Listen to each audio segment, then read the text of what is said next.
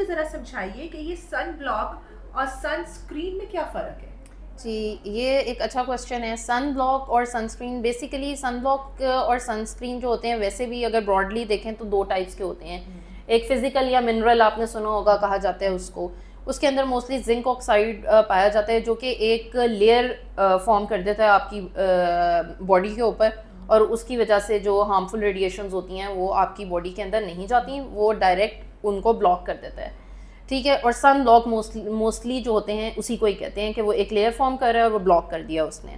दूसरे टाइप के होते हैं केमिकल वंस, उनके अंदर दूसरे डिफरेंट फार्मूलाज होते हैं।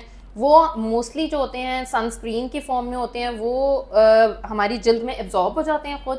और सन रे उनका फ़ायदा ये होता है कि जो सन से हार्मफुल रेडिएशन आ रही हैं उनको वो हमारी स्किन से पहले एब्जॉर्ब कर लेते हैं, लेकिन वो पहले खुद भी हमारी स्किन में एब्जॉर्ब हो जाते हैं, यानी जज़ब हो जाते हैं। वो एक प्रोटेक्टिव लेयर ऊपर नहीं बना रहे, वो अंदर ही एब्जॉर्ब हो रहे हैं। लेकिन जब सनलाइट हमारे स्किन पे पड़ेगी तो स्किन की एब्जॉर्प्शन से ज़्यादा या रैपिड उनकी एब्जॉर्प्शन होती है, तो वो सनस्क्रीन पहले एब्जॉर्ब कर लेगा उसको। इन दोनों में से बेहतर क्या है?